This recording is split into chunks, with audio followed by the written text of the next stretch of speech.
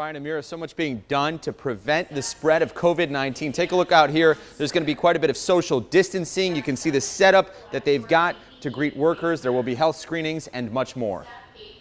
We all know that the auto industry is the backbone of the economy in the state of Michigan. This video from inside FCA Jefferson North Assembly shows us what many auto workers can expect as they return to the job. Notice the plastic barriers, masks, gloves, and goggles, which are also being provided by Ford and GM.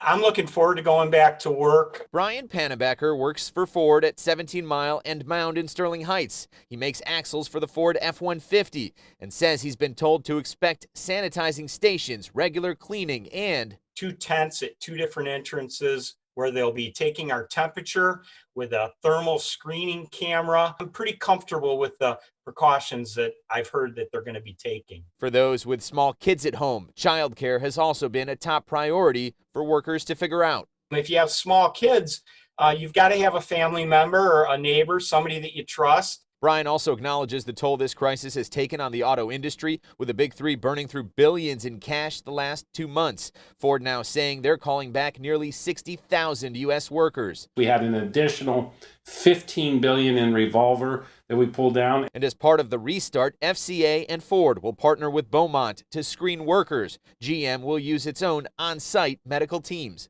If we see something that's out of the ordinary, we will not hesitate to pull things back. The UAW is expecting as much testing as possible and pledging to staff its own offices with enough people to field concerns. FCA also issuing this statement. Part of it reads, quote, FCA is rigorously deploying multiple safety protocols to protect our employees. In the meantime, Brian just ready to get back to work. Before we got a shutdown, I was working 7 days a week, 12 hours a day. So I was bringing home, bigger paychecks. And we'll have the very latest from FCA, Ford, and GM factories for you all morning long as those developments come in. Reporting live, Simon Shakette, 7 Action News. Back to you. Yeah, it's incredible to see, Simon, the process that's going to be underway starting tomorrow morning. And do we know if the restart will be a part of a sort of gradual reveal as we move forward? Exactly. A gradual rollout is what we're hearing about over the next couple of weeks. More and more people coming back. And in fact, it's pretty exciting. Tonight, we saw some of those workers trickling in here during these hours, making their way through that door and getting back to work. So we'll have to see how this all plays out. Back to you.